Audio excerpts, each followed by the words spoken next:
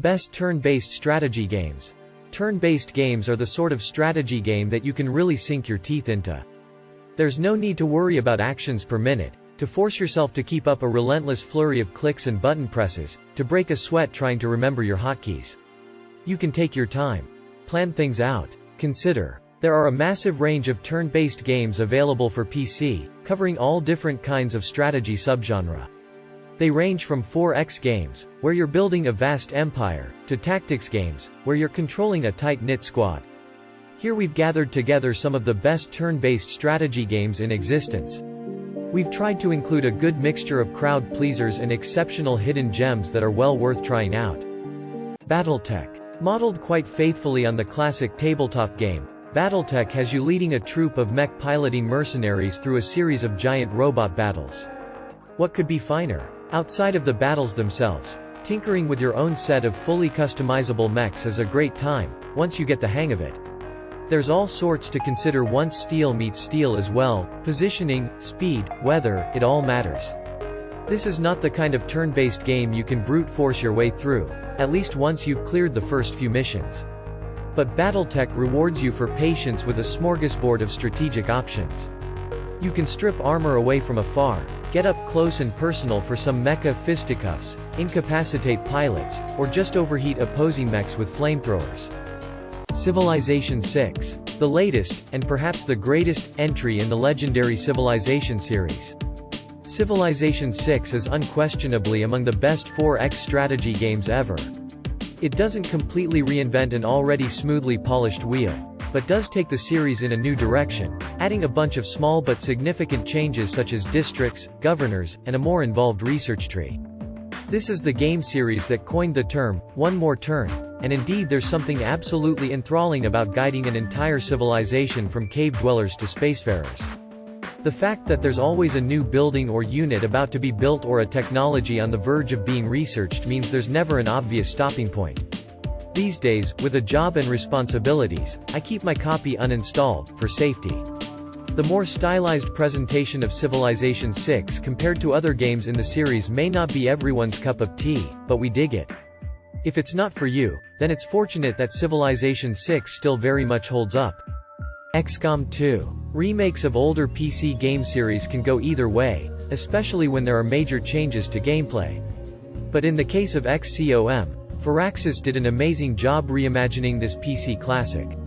In Xcom 2, you're not defending from an alien invasion. The invasion already happened, humanity lost. As a result, you're leading a ragtag resistance team, fighting an already entrenched alien force. This is small-scale strategy at its best. Battles are extraordinarily tense when you know one wrong move could doom a character you've spent hours fighting with and gradually upgrading, and which you've probably named after your dog. War of the Chosen deserves a shout-out too. Dominions 5. This turn-based game may not be a household name, and you would not guess from its rudimentary graphics that it came out just 5 short years ago. But Dominions 5 is still among the best turn-based strategy games, thanks to its astounding variety and the sheer scale of its conflicts. Putting aside the fact that you get to design your own god, Dominions 5 is as much an enormous toy box as it is a turn-based strategy game. Within you'll find 80 different nations, all based on literature and mythology, 900 spells, and thousands of distinct unit types. Mods expand the roster still further, letting you go to battle with any Warhammer, the old world faction you care to name, or an army based around clowns. Where the game really comes into its own is multiplayer, as it's amazing to see how this massive toy box can be used effectively by a skilled player. There's all kinds of plays and counterplays to be made. It's like rock, paper, scissors, if that game's name was 3,000 words long. Gears Tactics. There have been quite a few challengers to Xcom's turn-based tactical throne in recent years. Some have been good, some not so good. As much as the Gears of War third-person shooter franchise is well regarded, we're still surprised at how good its turn-based tactics spin-off is in Gears Tactics. Set before the events of the original Gears of War, this game is essentially a series of tactical battles strung together by a narrative and some light progression mechanics. There's no strategy layer, and while there's some persistence for main characters, it mainly revolves around loot and some basic skill trees. It's not perfect, but its imperfections stand to further highlight just how solid the rest of it is. One innovation they've tried to carry over from the shooter series is the boss battle elements. These do work in the tactical sphere, but can still be a bit clunky. Still, if you're looking for some to scratch that turn-based tactics itch, this is one of the best newcomers in a while. Panzer Corps 2. This one's a bit more on the hardcore side, but when it comes to historical turn-based strategy games, the Panzer Corps franchise is king. Panzer Corps 2 builds on the original game's success and couples it with a brand new 3D engine. The scale is a bit abstract.